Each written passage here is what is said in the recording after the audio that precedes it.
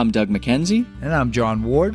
And we're the co-hosts of the ABCs of IBC podcast. Come join us as we share our unique perspective on the infinite banking concept as the creator, Nelson Nash, intended.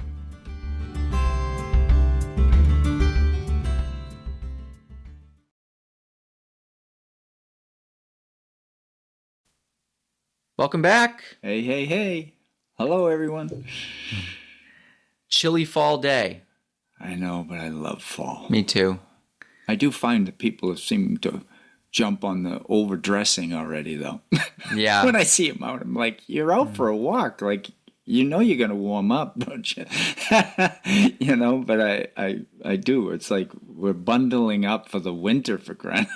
Yeah. But is sweet in the air. The air just smells, yeah. I was just in Vermont on Monday visiting one of my sisters, and we were heading up to, sleeping over and heading up to bed, and she opens up the front door as we're heading up the stairs, and she goes, let's just smell the air. And stuck her heads out and was like, wow, that is awesome. Yeah, that's my favorite, actually, is fall.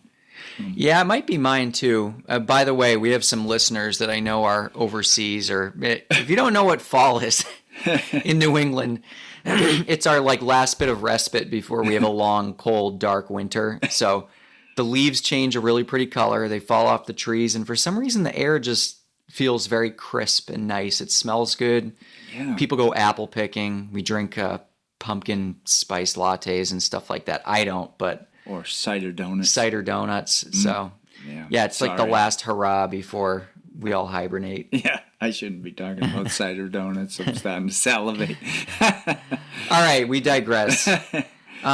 Today we're going to talk, we've talked about this before in and amongst different episodes, but we've never done an episode about it. And we're bringing this up because we've gotten some questions about it lately. So today we're going to talk about, what are we going to talk about today, John? We're going to talk about a term and the concept behind it of unstructured loans, right? Because most people every loan they've ever taken is a structured loan, unless you're borrowing it from your parents and they didn't say when you have to borrow, or when you have to pay it back. I might have had a few of those at some point. Yeah, pay it back when you get it. Okay, that's unstructured. Okay, all right, that's an unstructured loan. But mortgages are all structured. Okay. Car loans are all structured. And what about like a line of credit at a bank? Well, the equity line that I had, they wanted a certain amount. Sure. They did want every month, so that's structured too. Yeah, so. I have one as well, and it's the same. It's the same thing. I mean, there's a certain minimum payment that's due. Yeah, exactly. Yeah. Yep, and even your credit cards, really, in that sense, right? Oh, yeah, sure. Yeah. You have the minimum payment. Yeah, it's another line of credit. Yeah, you could. Yeah, so, and that's, I know when I first came into understanding the mechanics of whole life insurance, and this was a very novel concept to me, that because everything I've ever had has been structured in that, structured just means that they are telling you that you have to pay a certain amount by a certain date, or bad things happen, Right. But seriously, if you don't make that payment by a certain date, the loans are typically collateralized in one way or another, and then certain series of consequences start to happen. So at first, you're going to get some warnings. You're going to take some, hits to your credit card. To your credit score. If you've got a car loan, eventually, your car is going to get repoed. Yeah. If it's a mortgage, they're eventually going to come and they'll quite literally sell your house as quickly as they can. It's crazy. Yeah. Even if you were in a position where you've been making mortgage payments for 23 years and you have, not much money left, and something happens and you can't make payments for 5-6 months, you better bet that in that time frame, by the end, the bank is going to be there and they're going to try to sell your house. They're not going to try to sell it for as much as they can. They're literally just going to try to recoup their investment in the property, because they own that property until you do. Exactly. Yeah, well said. People, I say that all the time, my house, and then I joke, it's really the bank's house, but it is. Oh, yeah. It's not my house. Oh, absolutely. Yeah. you don't have the deed until, right, you really don't have the deed until Nope. you paid it off, right? Yeah. They release the lien that they have on your property. Yep. And yeah, so I mean, I think, we like to say that you can, from these policies, these permanent whole life policies, that, no questions asked if you have the availability in your cash value, then you request a loan and they don't ask you what you're using it for, because they're not putting a lien on that piece of collateral. They already have your collateral and your cash value, right? And really what unstructured means, there's no terms. There's no, whether it be a monthly payment or, how much it's going to have to be, for how long, all that stuff. There's no actual payment terms. It's all flexible, and it's all up to you whether you do, 500 one month or $100 the next month, or take 3 months off, or, even potentially never pay it, because you're just, figuring I need the money and I want the money, and it'll come off the death benefit when I pass. So It's a concept I think it makes a lot of people uncomfortable. This idea of having this outstanding loan, right, that is just accumulating interest. But, I've taken plenty of policy loans, and it is really interesting. Unlike, I think the closest thing that I could think of would be maybe my home equity line of credit that I have. And I think that I basically would be required to pay interest. yeah, To keep that in force if I were to take out a loan. But with this, you can see the interest. They'll show you what the interest is that's compounding, and you're not required to pay anything.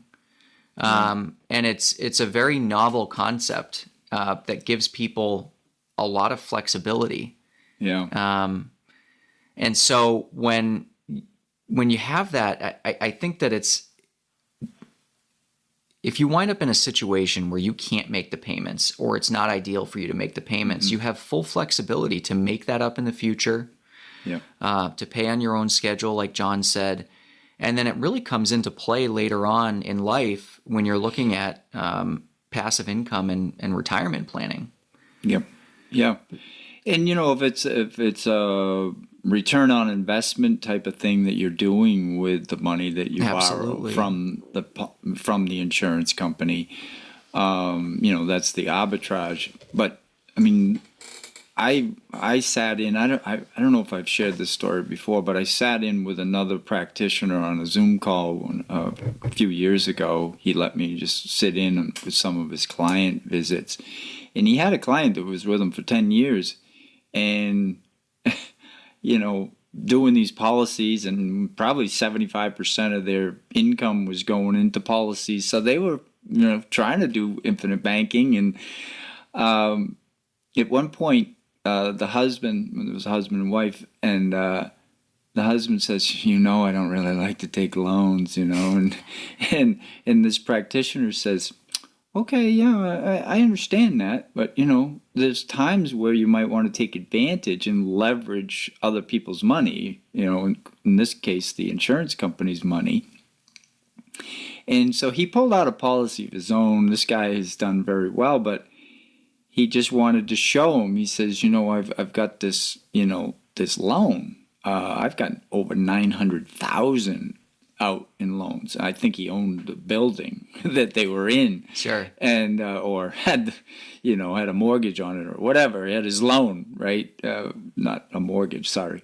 And so he shows him, here's the interest, because I had this question just recently from my sister. She says, hey, you talk about how it's always growing, your policies are always growing and compounding and all this. But isn't, when you take a loan, isn't that compounding? Well, it is year over year if you don't pay anything towards it, yes. If you borrow $100 and it was 5% interest, well, the next year, your 5% is going to be based off the $105. Sure. Right? So, but he shows, here's my interest charges. Now, it was like $44,000 for the year. And he says, but here's my dividend. Right. That's what I was just going to ask. And his dividend was like $55,000. Right. So he says, as long as this is like a asset that's producing for me, right? It's a hedge. It's it's not a it's an static income asset. producing thing, right? Then I really don't care about the interest because look, I've offset the interest, which is where Nelson talks about in becoming your own banker. He's saying you're recouping, in a sense, recapturing the interest charges. Well, you are because, his dividends outstripping the interest rate or the interest charges. So just wanted to throw that in there. No, that's a great point, and that's something that's really important to point out because typically dividend rates and interest rates are pretty closely correlated. Yeah. So you're not going to have a policy that's growing vastly slower than the loan interest rate. They tend to be hand in hand, and oftentimes, like you said, the dividend interest rate, the credited rate, tends to be slightly higher than the loan rate. Right.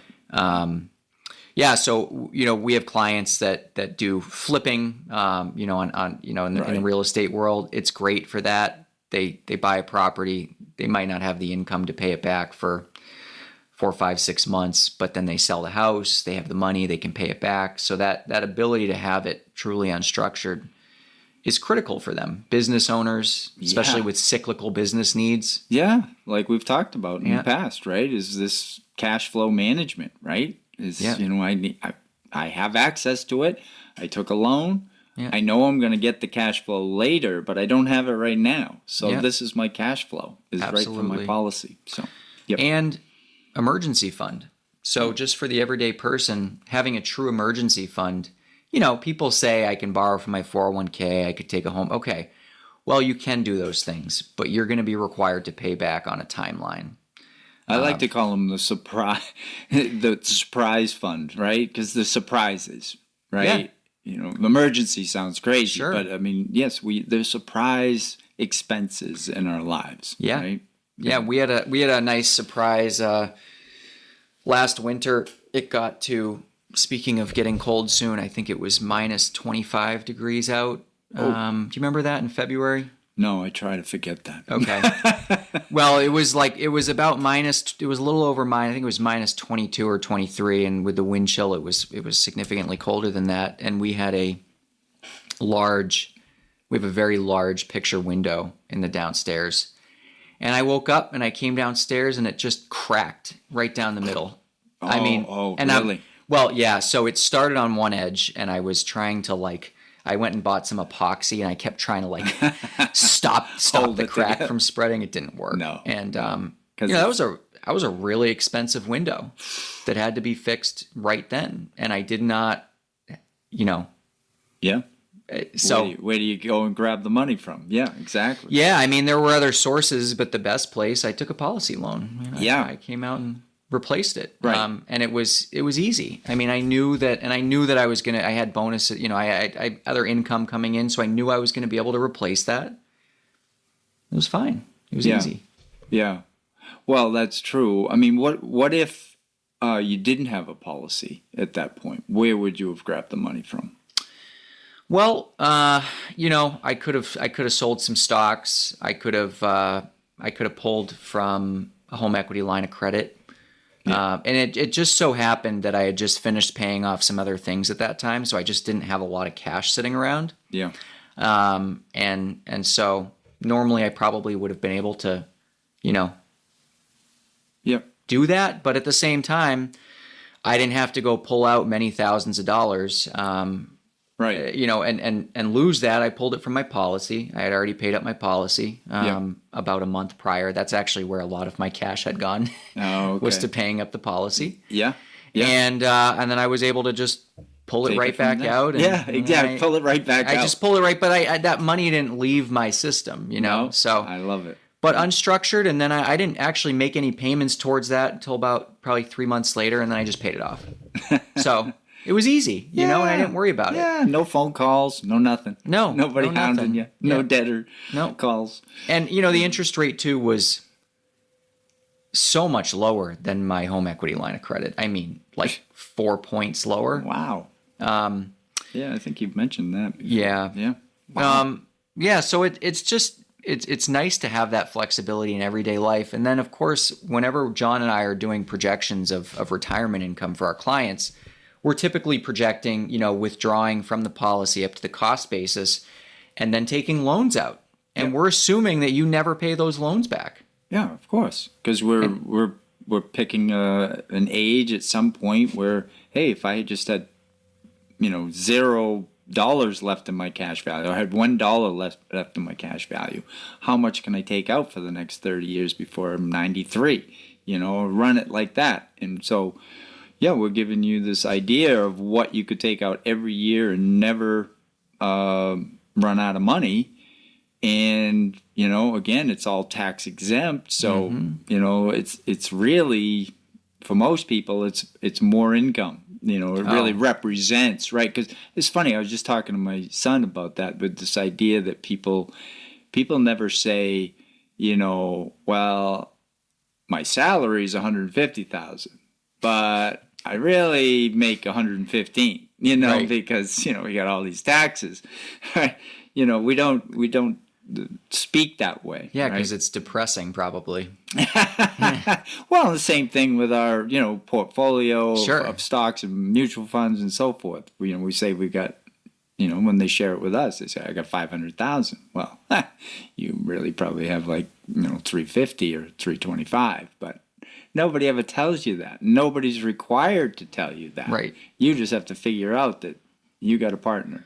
Yeah. You got a partner. Yeah. So, and I mean, this whole retirement streaming thing would never work with a structured loan. I mean, if the whole point is I don't want to be paying into anything more, and I want truly passive income. Well, if we're giving you a structured loan, you got to be paying that back every month. It would completely defeat the purpose. So it's a really powerful aspect that's very unique to whole life insurance and other insurance policies. Yeah, well, I'd like to expound on that a little bit. This idea that, when you try to get the equity out of your house but don't want to leave the house, right? Most people would do what they call a cash out refinance, right? And you're stuck in that situation where you're saying, I want the money, I need the money for something, but now I'm in a structured loan again? Yep. But that was my equity. Yeah. Well, of course, we could say some of that equity could be given to you from the market, but the equity that you've been putting in by paying the principal and interest, right, and trying to build up, this collateral that you could then leverage again through the bank. No, I'd rather build up my own, right? I have my own asset, and then I just do whatever I want. I take it out when I want. I don't have to make payments. What a concept. I might need the money, say I'm 60, I'm 70, whatever. I need the money to supplement my life. But now I'm strapped with a payment to have gotten my own money out. That's just silliness. Yeah. Right? It really is when you think about it, when there's another option. Such a better option. It's a much better option, yes. Yeah. Yeah. So, okay. I think that's about a wrap, don't you? Yeah. If any of our listeners have any further questions about that, feel free to call, email. We'd be happy to walk you through it. But it's very simple. And we think that if you haven't had a chance to take advantage of it yet, we think you should. I think it's time. Yeah. Yeah. All right. All right, John. Thanks for listening, Till everyone. next time. Yep. Bye, Doug.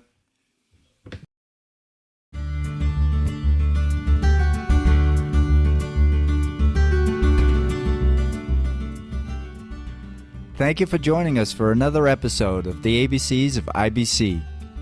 If you enjoyed listening, please hit subscribe and leave us a 5-star review wherever you listen. It really helps. See you next week. Bye.